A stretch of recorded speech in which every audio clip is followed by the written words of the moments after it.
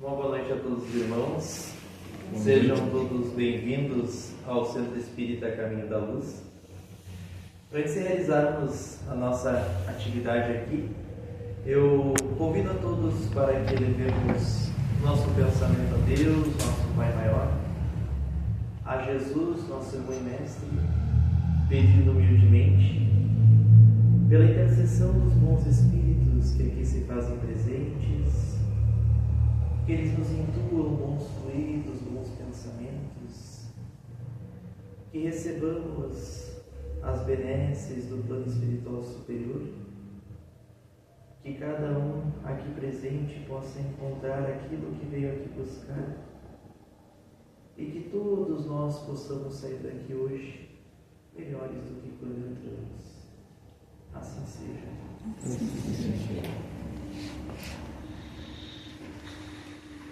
Esta leitura, meus irmãos, é do livro Confia e Segue, de Francisco Cândido Xavier, pelo Espírito Emmanuel. É o capítulo 5, nos momentos graves.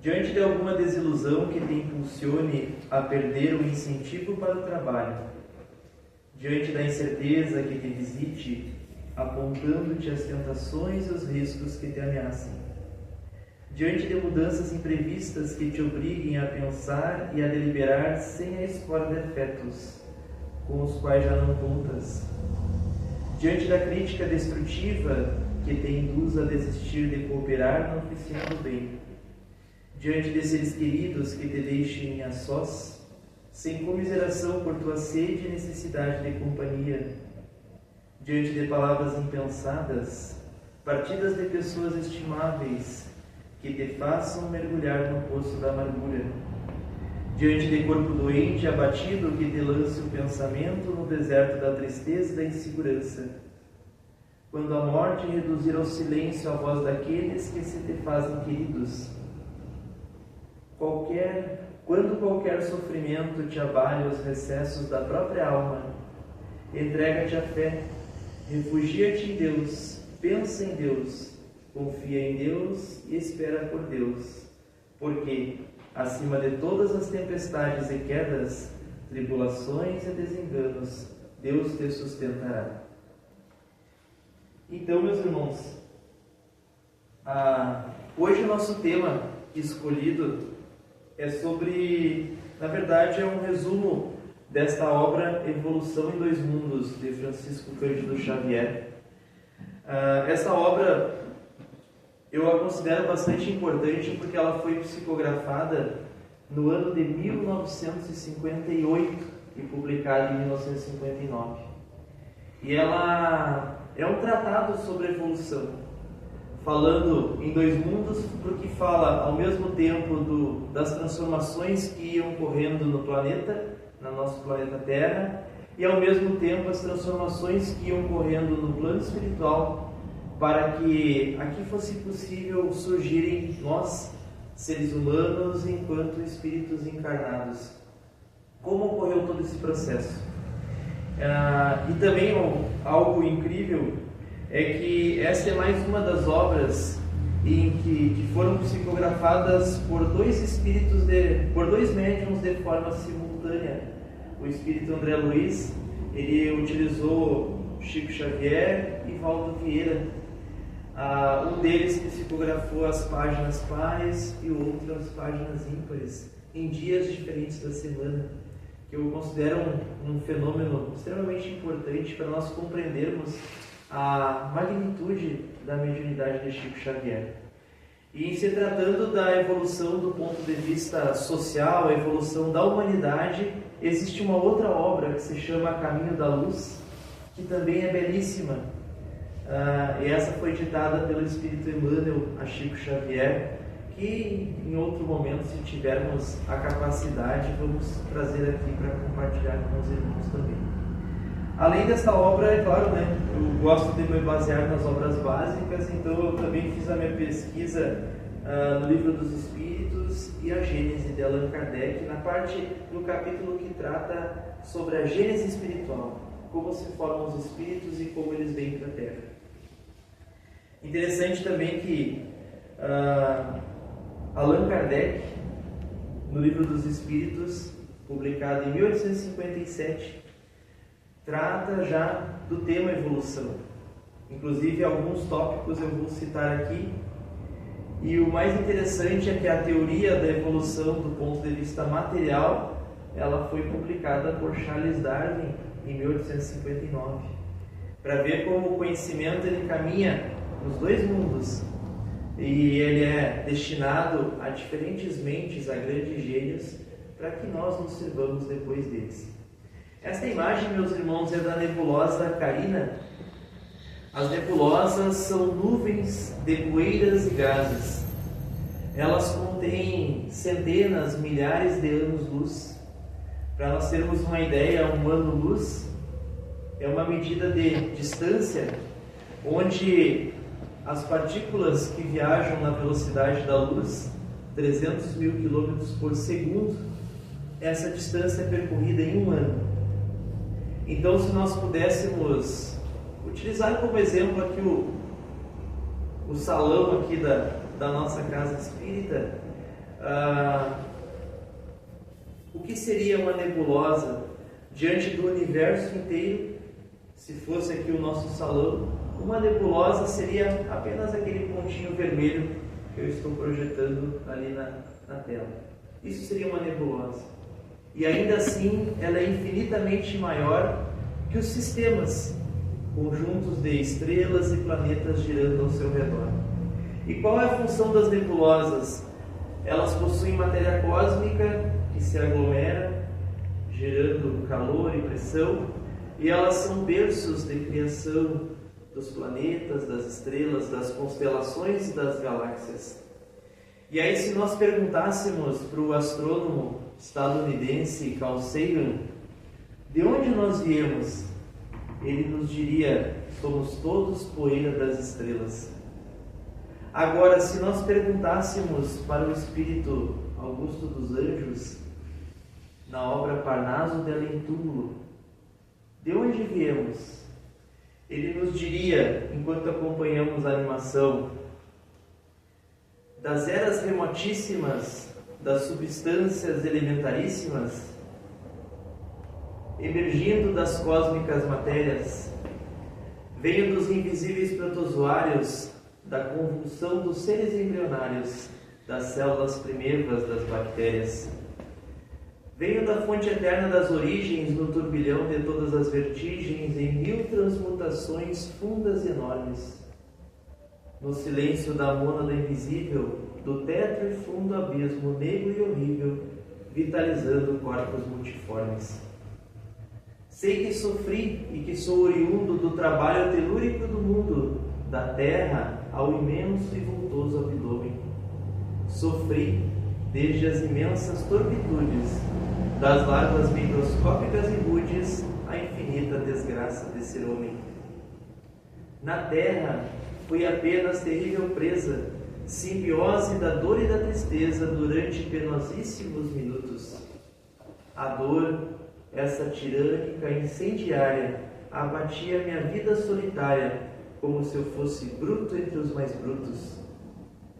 Depois voltei desse laboratório, onde me revolvi como infusório, como animálculo medonho e obscuro, até atingir a evolução dos seres, conscientes de todos os deveres, descortinando as luzes para o futuro. O poema segue, meus irmãos, belíssimo, ultrapassando em muito a minha capacidade de memorização. E aqueles que tiverem coragem ou interesse e curiosidade podem encontrá-lo nesta obra magnífica também de Chico Xavier. A palavra evolução, meus irmãos, significa evo, vem do grego deslocamento, e lute, do latim, significa luz. Então, evolução significa deslocamento em direção à luz. Nós sabemos pela doutrina espírita que todos fomos criados simples e ignorantes por Deus, e todos viemos em milhares de encarnações e ainda teremos inúmeras pela frente, porque ainda somos espíritos imperfeitos. E chegaremos um dia à categoria de espíritos puros, a exemplo de Jesus, único Espírito puro que reencarnou até hoje na Terra. E a teoria da evolução do ponto de vista material, ela não surgiu só com Darwin. Ela surgiu primeiramente com Lamarck. Lamarck surgiu nos idos de 1777, aproximadamente, trazendo a teoria da evolução de uma maneira muito corajosa, porque nessa época a Igreja ainda determinava muitos aspectos do conhecimento. E ele foi o primeiro a levantar a bandeira, dizendo que as espécies não eram tal como teriam sido criadas por Deus, que as espécies passavam por transformações ao longo do tempo. E ele se baseou isso, meus irmãos, na evidência dos fósseis, porque os fósseis já eram muito conhecidos naquela época. E ele foi o primeiro a contestar que, se Deus criou tudo o que existia na natureza, como explicar a existência dos fósseis? Se Deus os havia criado também, por que os havia destruído, os havia destituído da obra da criação? E como não haviam respostas à época para os questionamentos dele, ele foi execrado por um certo tempo. E Lamarck foi muito importante na história em decorrência disso. Só que ele baseou a sua teoria em duas leis. Ele acreditava que quando um ser vivo utilizava muito uma estrutura, ela se desenvolvia. E se ele não utilizava aquela estrutura, ela atrofiava. E essa lei ele chamava de lei do uso e desuso. E ele também acreditava que toda característica que um ser vivo desenvolvia ou atrofiava, automaticamente era transmitida às gerações seguintes. Aí nesse ponto de vista, Lamarck se equivocou. Mas depois surgiu Darwin e também Wallace. Darwin, muito jovem, ali nos idos de 1930, fez uma viagem ao redor do mundo a bordo de um navio, o Beagle. E Darwin fez um trabalho muito além de Lamarck. Coletou espécimes, animais, vegetais, em vários continentes e submeteu-as à comparação anatômica, fisiológica. E durante mais de 20 anos ele desenvolveu a sua pesquisa. Até que ele começou a perceber que sim, existiam semelhanças entre as espécies e algumas mudanças significavam degraus ou lacunas na evolução. Então ele aproveitou a ideia de Lamarck e aperfeiçoou-a. E o Wallace, que era amigo dele, desenvolveu uma pesquisa semelhante no arquipélago de ilhas da Malásia e também chegou à mesma conclusão. Só que Darwin, pela sua influência como cientista na época, publicou a teoria em primeiro lugar no ano de 1859, através da obra A Origem das Espécies. O interessante, meus irmãos, é que até hoje, e hoje é claro, a teoria do Darwin foi comprovada em inúmeros estudos. E hoje sabe-se que, além do esforço não, mas além das adaptações apresentadas pelas espécies que são selecionadas pela natureza, porque essa é a teoria de Darwin, as espécies, algumas possuem adaptações e outras não. E aquelas que são adaptadas a determinados ambientes são selecionadas por aquele ambiente. As que não são adaptadas se extinguem, que seria o caso dos fósseis encontrados e estudados por Lamarck. E hoje se sabe que, além disso, existem questões genéticas, que os seres vivos são aparentados entre si pelo DNA. Por exemplo, nós e os chimpanzés, nossos parentes mais próximos, e que o nosso DNA ele vai se modificando ao longo do tempo, o que era impossível de ser conhecido por Darwin à época. Mas o Darwin, talvez por questões pessoais, ele desdenhou do trabalho de Lamarck, porque na época ele não acreditava que as espécies teriam um instinto para evoluir, que as espécies faziam um esforço interno para sobreviver, para se modificar e continuar existindo naquele ambiente. Mas nós sabemos, por meio da doutrina espírita, que Lamarck também estava certo. que as espécies, sim, elas se esforçam muito para se tornarem melhores, e isso é evolução do ponto de vista espiritual. E o que aconteceu dentro do que é possível para nós mensurarmos, dentro do nosso conhecimento muito limitado? Como dizem os Espíritos para Kardec no Livro dos Espíritos, na questão número 28, as palavras pouco nos importam. Vocês podem usar as palavras para melhor ajustarem o seu conhecimento ainda limitado. Pelas teorias da ciência mais aceitas hoje, nós acreditamos que o universo surgiu a partir de uma explosão que é conhecida como Big Bang. E essa explosão, meus irmãos, ela foi dando origem, espalhando energia e matéria cósmica por todo o universo. Isso há 14 bilhões de anos atrás. E esse espalhamento de matéria cósmica, ao longo do tempo, ao longo dos milhares de anos, essa matéria foi se aglomerando, dando origem a galáxias, aqui são quasares e outros corpos celestes. As galáxias são aglomerações de sistemas solares no espaço. Então, por exemplo, a nossa galáxia, que é a Via Láctea, onde estão contidos inúmeros sistemas solares, ela possui 200 bilhões de estrelas, segundo as informações dos nossos cientistas. E ao redor de cada uma dessas estrelas existe no mínimo um planeta orbitando. Por exemplo, no nosso sistema, ao redor do Sol, temos 8 planetas. Existem estrelas que ao redor delas existem mais de 1000 planetas orbitando. Então nós podemos pensar também se essa evolução que aconteceu aqui na Terra e continua acontecendo, não poderia acontecer em outros corpos celestes. E os cientistas sabem que no universo existem mais de 100 bilhões de galáxias já contabilizadas. E galáxias inúmeras vezes maiores do que a nossa. Ou seja, é uma infinidade de estrelas e planetas e outros corpos celestes. E o universo ainda continua em expansão. Então essas galáxias são formadas pelas nebulosas, e aqui na imagem é uma nebulosa chamada de Pilares da Criação. Os Pilares da Criação é homenagem a Deus, os cientistas deram este nome, porque a partir dela surgem outras galáxias também. E aqui essa imagem mais complexa mostra o surgimento do nosso sistema solar, surgindo primeiramente a nossa estrela, que é o Sol, e depois os 8 planetas que circundam ao redor dele e outros corpos celestes.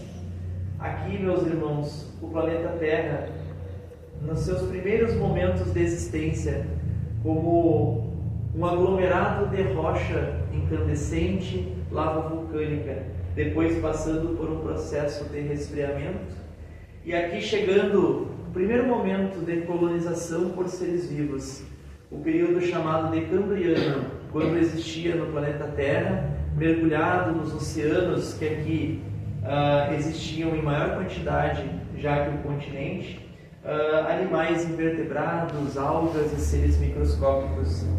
Depois, mais adiante, temos o período Cambriano, meus irmãos, começou aproximadamente 3,5 bilhões de anos atrás. Então, aproximadamente nesse período começaram a surgir as primeiras células, os primeiros primórdios da vida na Terra. E o planeta Terra surgiu há 4,5 bilhões de anos. Aqui nós temos o período devoniano, como eu falei, onde já existiam animais invertebrados maiores e as plantas já dominavam a superfície terrestre. O período devoniano, que existiu em torno de 408 milhões de anos atrás. Então, muito depois passou a especialização da vida.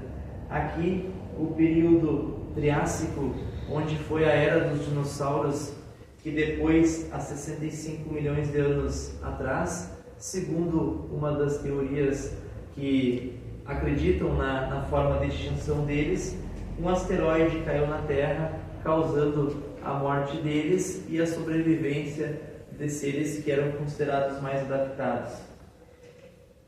E depois, nesta época, que é conhecida como Pleistoceno, há aproximadamente 1.600.000 anos atrás, surgiram os antropóides, animais derivados dos primatas que evoluíram, dando as primeiras oportunidades de surgir a espécie humana.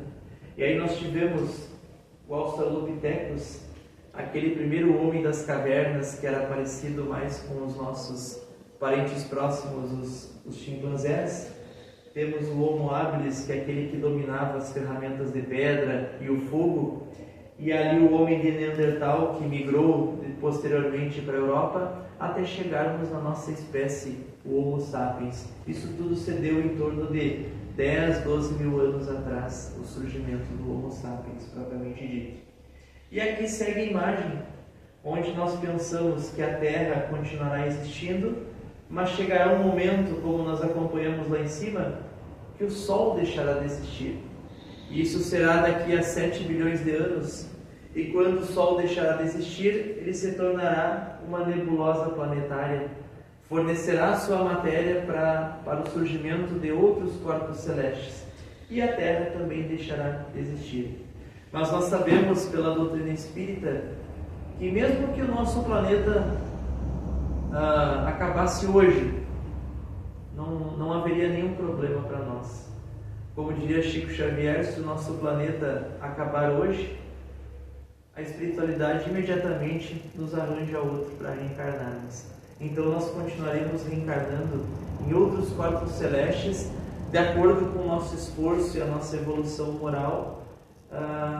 Se possível, se Deus nos permitir, reencarnaremos em planetas superiores à Terra. E como foi essa origem da vida, sabendo que as condições primitivas da Terra eram mais ou menos assim: lava presente em todos os continentes, erupções vulcânicas, gases tóxicos na atmosfera, quedas de meteoritos a todo momento. Pelas teorias humanas mais aceitas, isso ocorreu ao longo de mais de 1 bilhão de anos.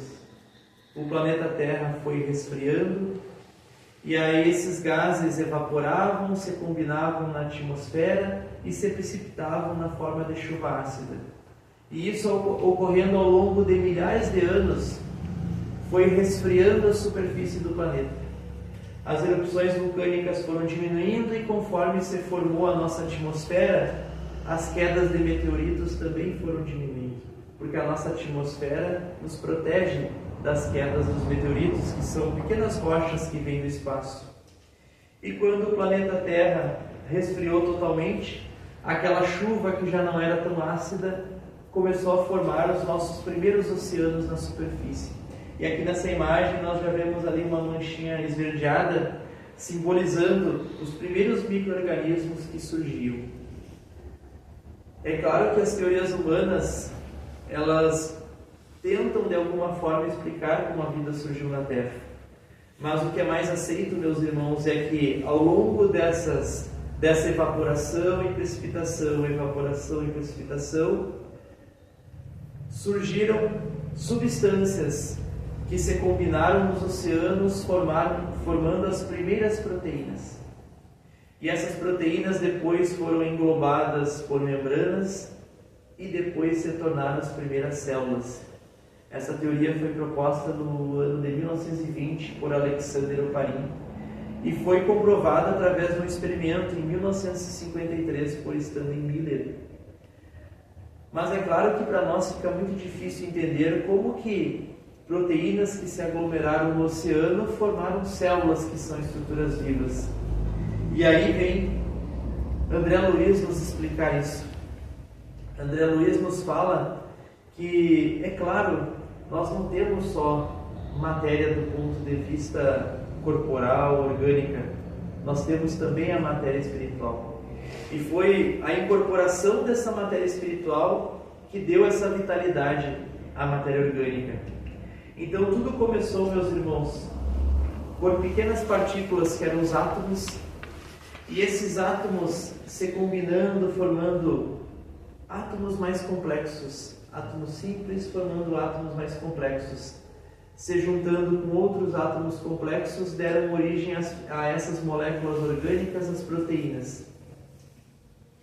E aí André Luiz nos traz, trabalhadas no transcurso de milênios pelos operários espirituais que lhes magnetizam os valores, permutando-os entre si, sob a ação do calor interno e do frio exterior, as mônadas celestes exprimem-se no mundo através da rede filamentosa do protoplasma de que se lhes derivaria a existência organizada no globo constituído.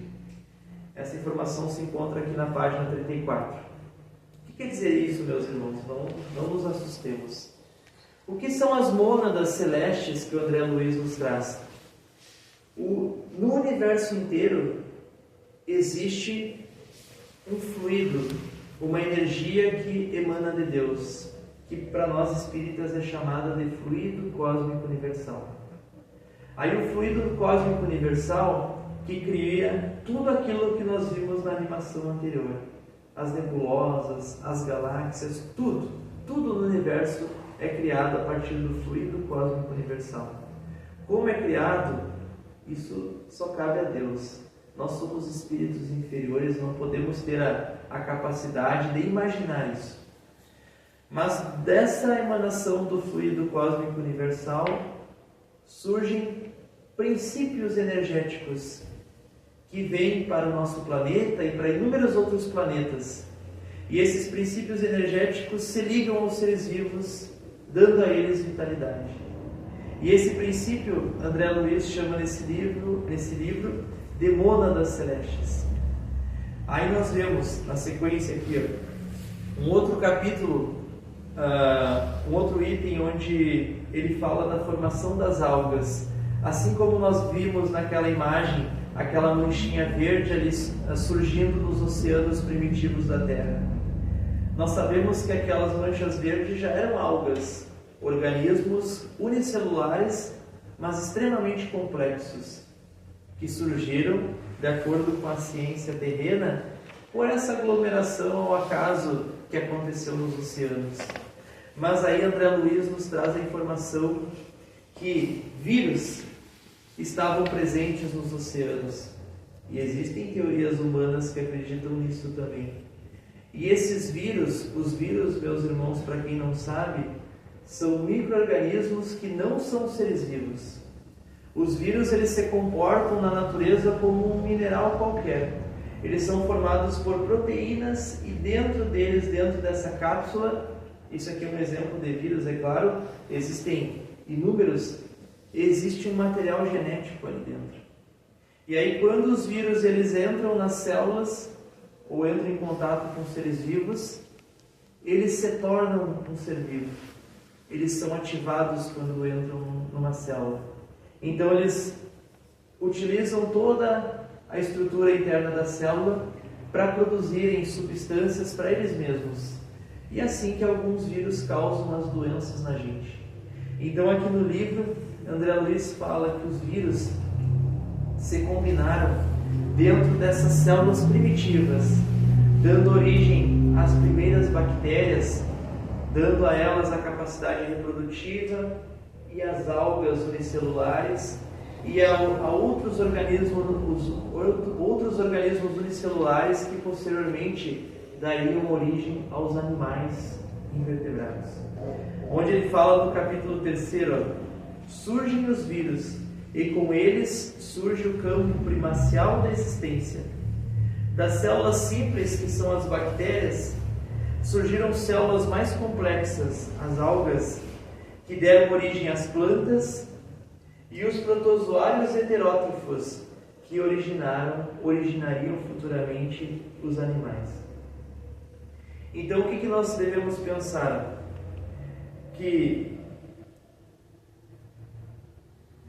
essa mônada fundamental, que chegou ao planeta Terra a partir do fluido cósmico universal, ela foi trabalhada aqui no nosso planeta, e isso de forma com auxílio de instrutores espirituais, como dizia ali no trecho que foi lido. Instrutores espirituais auxiliaram essas mônadas fundamentais a se ligarem a essas células primitivas e darem a elas a vitalidade para que elas se multiplicassem, se diferenciassem e se especializassem, para a partir daí ocorrer o processo evolutivo.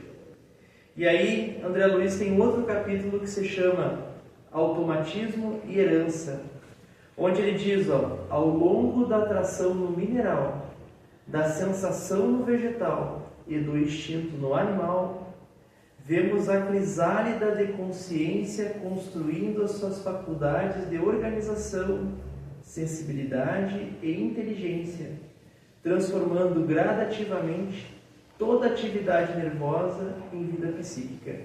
O que ele quer nos dizer aqui, meus irmãos? Que as mônadas, elas passaram pelos reinos minerais. Porque no reino mineral existe a agregação de matéria. Existem diferentes elementos químicos na Terra que se ligam formando as rochas, os diferentes minerais que existem no nosso planeta. E essa agregação forneceu às mônadas a primeira sensibilidade que elas precisavam, que era a sensibilidade de atração. Porque aquelas células que nós vimos ali se mexendo e se multiplicando, para que ocorra esse processo, elas precisam atrair-se umas às outras. E a partir daí, quando se formaram as plantas já desenvolveram essas mônadas que depois já estavam presentes nas plantas. Elas, através das plantas, tendo o seu reflexo nos seus movimentos em relação à luz, aos estímulos pela água presente no solo ou por outras substâncias que são importantes para o seu desenvolvimento, essas mônadas desenvolveram o reflexo. E o reflexo depois se tornou o berço para o instinto, porque quando as mônadas passaram para os diferentes grupos do reino animal, ali foi se desenvolvendo o instinto da reprodução, o instinto da alimentação, o instinto de defesa da própria espécie. E o instinto nada mais é que o berço para as atividades que os animais desempenham de diferentes formas na natureza. E todas essas atividades desenvolvidas com base no instinto, depois seriam um berço para que quando essas mônadas que já eram mais desenvolvidas nos animais, desenvolvessem a inteligência. Porque aí, nas encarnações humanas, essas estruturas espirituais que evoluíram já tinham uma inteligência ali presente. Então, assim, meus irmãos, antes de eu continuar aqui, aqui aparece um outro termo, o princípio inteligente. Aí, o que nós precisamos entender? Eu falei dos diferentes grupos de seres vivos presentes aqui na Terra. Do fluido cósmico universal surgem duas coisas, duas matérias espirituais: o princípio vital e o princípio inteligente. O princípio vital é derivado das mônadas celestes e o princípio inteligente também. Só que o princípio vital, ele se liga a todos os seres vivos da Terra, dando às células vitalidade. Essa capacidade metabólica que as células possuem de ocorrerem reações químicas, delas se dividirem, delas utilizarem substâncias da natureza para sua nutrição, tudo isso, toda essa vitalidade que as células possuem, seja em organismo unicelular ou pluricelular, essa vitalidade é determinada pelo princípio vital. É uma energia que anima os seres vivos. Então as plantas têm, os animais têm e nós, seres humanos, também temos. O princípio vital nós perdemos quando o nosso corpo se extingue a vida física do nosso corpo e as nossas células começam a morrer, o princípio vital se desliga do nosso corpo. E a partir das plantas, a partir dos animais, veio o princípio inteligente. Então as plantas só têm princípio vital, tanto que elas não sentem dor, mas elas têm os reflexos de todos os estímulos do ambiente, como eu acabei de explicar. Mas aí, a partir dos animais como os animais já têm um princípio inteligente, eles já vão desenvolvendo o instinto, vão desenvolvendo atividades as mais diversas, porque se nós observarmos cada animal na natureza, ele tem um papel bastante importante e ele já tem uma consciência da sua individualidade. E aí esse princípio inteligente, que é o primórdio do nosso espírito, ele vai se elaborando ao longo dos inúmeros grupos do reino animal. Passa por inúmeros estágios no reino animal, ao longo de centenas, milhares de anos, até que ele sofre uma transformação e se torna um espírito. E ele não se torna sozinho, é claro, ele se torna com a permissão de Deus. E aí, quando ele se torna um espírito, ele já está apto para as primeiras encarnações humanas. Então, nós compreendam assim, irmãos, nós, em algum momento do nosso passado muito distante, nós passamos pelos reinos animais. Não passamos pelos vegetais. Dos vegetais, nós só herdamos os estágios como princípio vital. Mas nos reinos animais, nós herdamos os instintos. E aí, quando nós tivemos as nossas primeiras encarnações humanas, o nosso instinto nos dominava completamente. Onde nós lutávamos pela sobrevivência, lutávamos por espaço, por alimento, e não tínhamos nenhuma compaixão com os nossos semelhantes. Mas ali nós já éramos um espírito que sofreu toda uma elaboração, uma metamorfose, uma transformação a partir do princípio inteligente. Tá? E aqui, André Luiz nos traz: o princípio inteligente evolui, sofrendo constantes modificações nos dois planos que se manifestam. Então imaginemos assim, conforme os seres vivos, os animais foram evoluindo, o princípio inteligente também foi evoluindo. Então nós passamos por diferentes estágios, nos animais invertebrados e vertebrados, até que fomos nos aproximando dos primatas, os nossos parentes mais próximos na evolução. E aí lá no passado da Terra, tivemos as nossas primeiras encarnações humanas. E é claro, meus irmãos, é importante deixar claro que as nossas primeiras encarnações humanas não necessariamente foram aqui na Terra. Nós não reencarnamos só aqui na Terra. Nós também reencarnamos em mundos inferiores à Terra, com condições mais difíceis do que aqui. E depois viemos para cá quando nos tornamos um pouco melhores. E aí alguns de nós reencarnamos lá como homens das cavernas. Outros fomos homens das cavernas, mas em planetas inferiores à Terra. E aí depois viemos para o nosso planeta atual em condições um pouco melhores, mas ainda em corpos primitivos no passado, porque nós somos espíritos milenares. E do princípio inteligente evoluído, Deus individualiza o espírito. Isso o André Luiz nos traz, que eu acabei de explicar, O princípio inteligente ele vai evoluindo ao longo do reino animal até se tornar um espírito.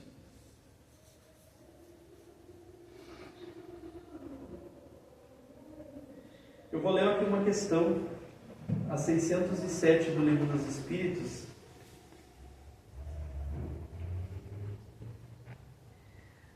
São duas perguntas dentro de um item só. A 607, Foi dito que a alma do homem, em sua origem, está no estado da infância na vida corporal, que sua inteligência apenas desabrocha e ensaia para a vida. Onde o espírito cumpre essa primeira fase? Aí os espíritos respondem: numa série de existências que precedem o período a que chamais humanidade. Aí Kardec questiona de novo: a alma pareceria assim ter sido o princípio inteligente dos seres inferiores da criação, que é o que o André Luiz está falando? E os espíritos respondem: não dissemos que tudo se encadeia na natureza e tende à unidade? É nesses seres que estáis longe de conhecer totalmente que o princípio inteligente se elabora, se individualiza pouco a pouco e ensaia para a vida, como dissemos. É de alguma sorte um trabalho preparatório, como o da germinação, em seguida ao qual o princípio inteligente sofre uma transformação e se torna espírito. Quando os espíritos falam assim, que ele se individualiza, meus irmãos, é porque nos animais invertebrados, os mais inferiores da natureza, o princípio inteligente é coletivo.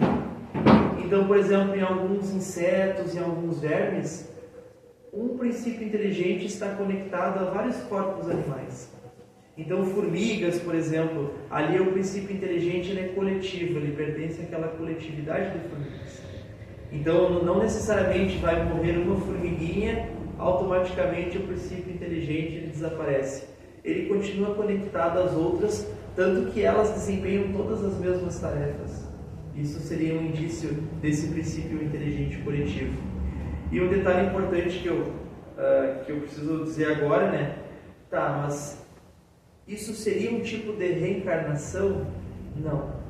Não propriamente dita, porque a reencarnação só é tomado esse termo para espíritos. Os princípios inteligentes, quando os animais morrem, eles automaticamente são transferidos para outros animais que estão nascendo, que estão surgindo. E quem cuida disso são outros espíritos na natureza que se encarregam dessas tarefas. Tem espíritos na natureza que se encarregam só dentro dos cuidados com a natureza, com as florestas, com os recursos hídricos e com os animais.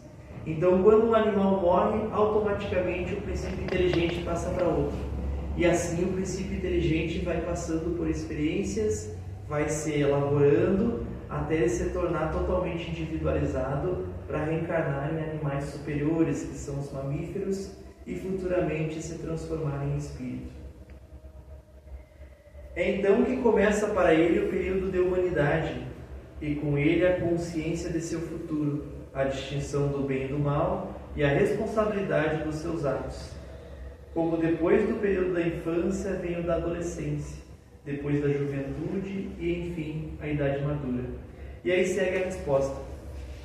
Mas nós vemos que a informação de André Luiz ela é bem coerente com aquilo que é trazido por Kardec no Livro dos Espíritos, nesta questão 607.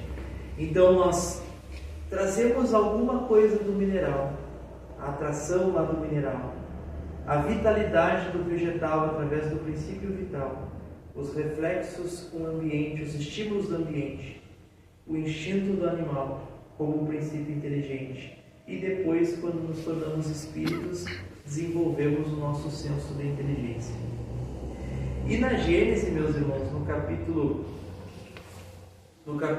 11, chamado Gênese Espiritual, tem um item, que é o item 11. Nesse capítulo, Gênese Espiritual trata de toda a formação dos espíritos e Kardec explica de maneira mais aprofundada tudo isso que eu acabei de falar, que do fluido cósmico universal surge o princípio vital e o princípio inteligente. O princípio vital anima os seres vivos, as células, anima a vida em geral. E o princípio inteligente vai se desenvolvendo para futuramente se tornar um espírito, passando pelos estágios animais. As plantas não têm o princípio inteligente. E aí Kardec coloca, é o próprio espírito que modela o seu envoltório e o aprimora às suas novas necessidades. Assim que, a partir dos cílios, surgiram os primeiros hominídeos.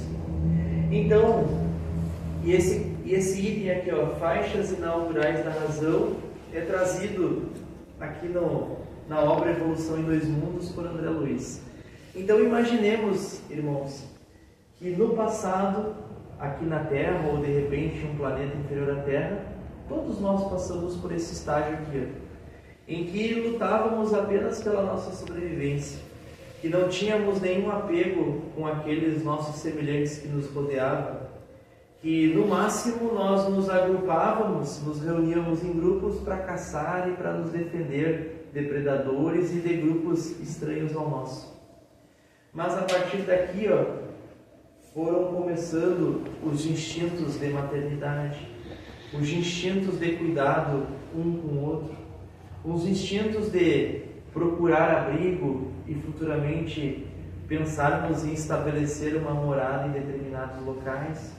Como eu falei antes, o homem de Neandertal, que foi uma espécie anterior à nossa, que é a Homo sapiens, a espécie humana atual, O homem de Neandertal ele já tinha o costume de sepultar os seus mortos. Alguns fósseis de Neandertal foram encontrados dentro de tumbas e foram encontrados vestígios de pólen junto ao cadáver. Isso significa que eles sepultavam seus mortos e colocavam flores. Então a nossa razão já havia se desenvolvido antes mesmo da nossa espécie. E assim nós vamos continuar progredindo. E ainda na Gênese tem a informação de que nos antropóides o princípio inteligente ainda não possuía consciência integral. Então o que acontecia conosco? Toda vez que nós desencarnávamos, nós ainda não tínhamos consciência de que éramos um espírito. Era quase o mesmo processo do princípio inteligente quando o corpo do animal morre. Praticamente de forma automática, esse nosso espírito, nós que já éramos um espírito, éramos conduzidos para um novo corpo antropóide, porque nós não tínhamos consciência ainda total da nossa individualidade. E nós sabemos que a cada encarnação nós vamos recapitulando as nossas experiências, morais, e não nos esquecemos, irmãos, que aqui uma representação do nosso DNA. Como que acontece esse processo? O nosso espírito está conectado ao nosso corpo de maneira muito íntima. O nosso espírito é uma cópia fiel do nosso corpo físico. E assim como nós temos os átomos no corpo físico, temos os nossos átomos espirituais. E os dois vibram na mesma intensidade. E assim como nós temos o DNA das nossas células físicas, temos o nosso DNA do nosso corpo espiritual. E aí, conforme nós vamos produzindo a nossa intelectualidade, os nossos sensos morais, ou desenvolvendo sentimentos negativos, tudo isso vai sendo transferido para o nosso DNA físico, que podem acarretar em algumas doenças do corpo físico, algumas enfermidades do ponto de vista psíquico, mas também nós vamos transferindo isso para o nosso corpo espiritual. E aí, essas informações, quando são boas, são elevações morais, intelectuais do nosso corpo físico, elas são levadas para o nosso espírito. E aí, quando o nosso espírito desencarna, ou seja, se desliga do corpo, ele carrega no seu DNA isso. E aí, quando tivermos a nossa próxima existência, tudo aquilo que nós adquirimos na existência anterior, vamos levar conosco. Vamos nos ligar a um novo corpo, e aquele novo corpo, de alguma forma, vai assimilar aqueles conhecimentos, aqueles nossos aspectos morais, bons ou ruins, que adquirimos na existência anterior. E assim continuaremos caminhando, até nos tornarmos espíritos puros, como eu mencionei. Aqui a bibliografia que foi utilizada, que eu já havia mencionado. Eu sei que o tema é bastante profundo e bastante complexo. Eu espero não ter confundido tantos irmãos, mas ter esclarecido de alguma forma. E agradeço a atenção de todos. Antes da sequência, onde nós teremos o nosso passe, convido nossos irmãos novamente a elevarmos o nosso pensamento a Deus, nosso Pai maior, agradecendo a esse Pai de infinita misericórdia e bondade, Criador do universo e de todos os seres que o povoam, que nos deu a oportunidade de crescermos espiritualmente e nos tornarmos seres felizes de acordo com o nosso livre-arbítrio aproveitado. Vamos agradecer pelos conhecimentos que foram aqui compartilhados esta noite, que eles nos sirvam de alguma forma para nosso mundo interior ser esclarecido. Que cada um de nós possa receber as luzes de que mais necessita e que possamos levá-las conosco, compartilhando com os nossos familiares, nossos entes queridos e todos aqueles que nos rodeiam. Assim seja. Na sequência,